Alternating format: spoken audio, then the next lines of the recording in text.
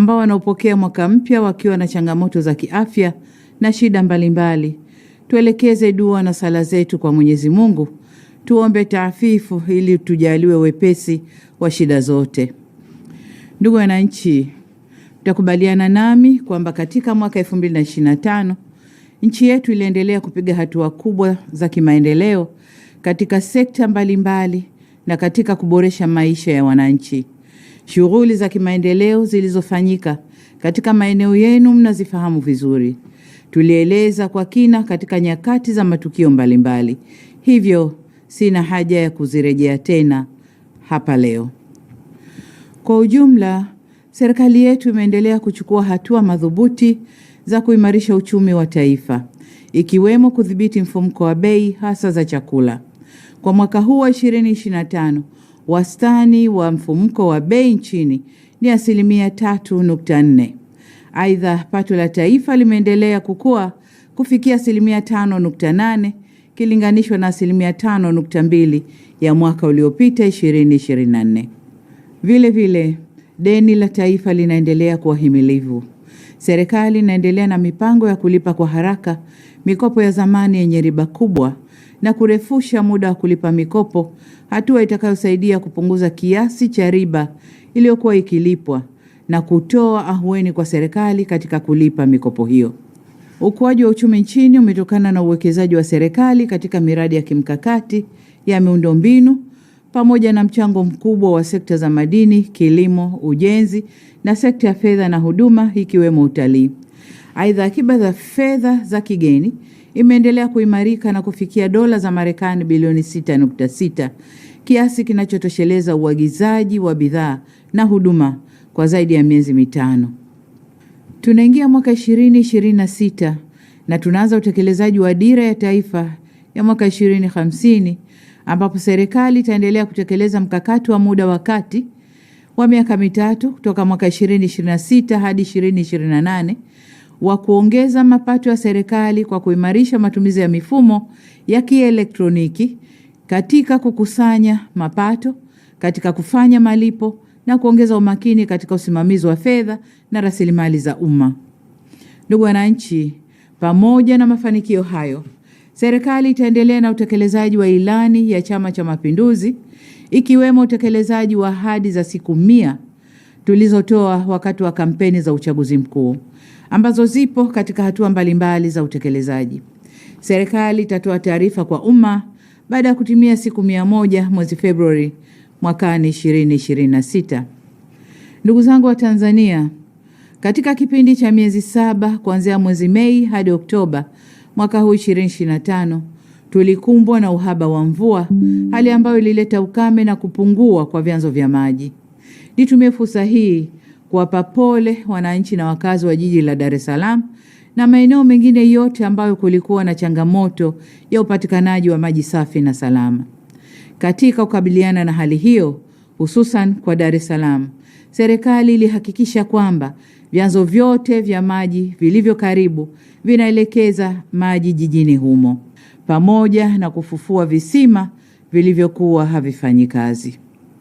Aidha, tunamshukuru Mungu kwamba mvua zinazoendelea kunyesha ndani ya mwezi huu wa Disemba zinaongeza kina cha maji kwenye vyanzo vya Ruvu Juu na Ruvu Chini na zinarejesha hali nzuri ya upatikanaji wa maji.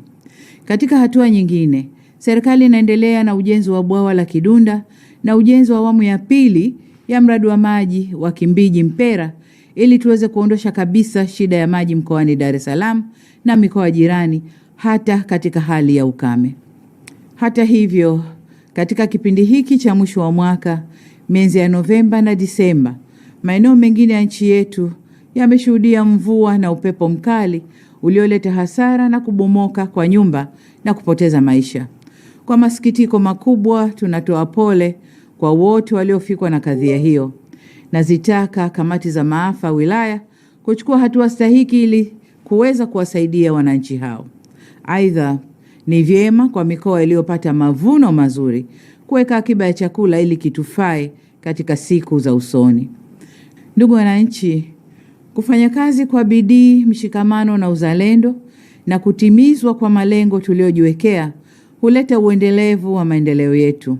Hivyo basi serikali itachukua hatua za kimkakati kuweka mazingira rafiki ya kisera, kisheria na kiutendaji yatakayoongeza fursa za biashara, uwekezaji na fursa nyingine za kiuchumi, kijamii na kisiasa kwa Watanzania wote.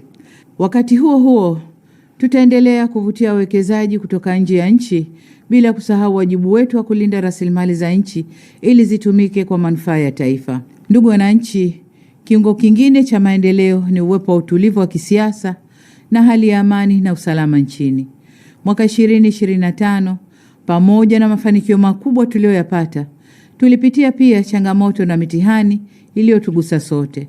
Itakumbukwa kuwa mwezi Oktoba mwaka huu tulipitia nyakati ngumu zilizohitaji subira, mshikamano na uzalendo.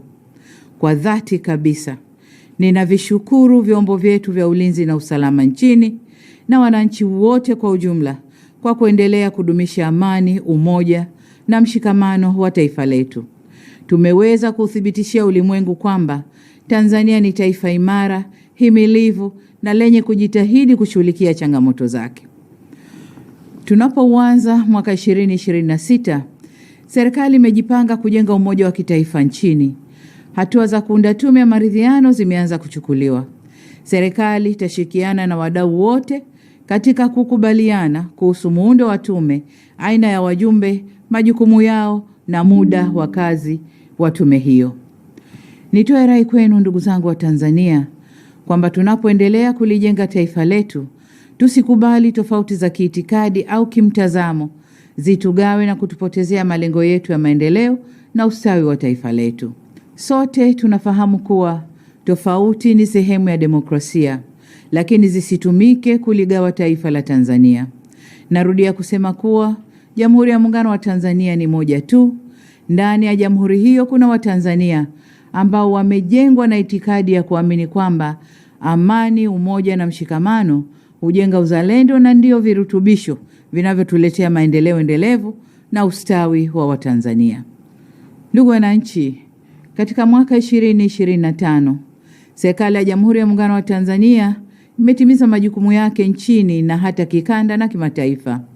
Tumeweza kutimiza kamilifu wajibu wa wanachama wetu katika shughuli za Jumuiya ya Afrika Mashariki, Jumuiya ya Maendeleo ya Nchi za Kusini mwa Afrika, Jumuiya ya Nchi za Ukanda wa Maziwa Makuu, Umoja wa Afrika, Jumuiya ya Madola, nchi zisizofungamana na upande wowote na vile vile Umoja wa Mataifa. Tumetimiza wajibu wetu wa kulipa ada za wanachama, kushiriki mikutano, kujenga haiba na kulinda heshima ya taifa letu na kutoa mchango wetu kwenye shughuli za kimaendeleo, mazingira, siasa, ulinzi na usalama duniani. Aidha, mwaka 2026 Tanzania itaendelea kuimarisha na kudumisha ushirikiano wa kimataifa na kikanda.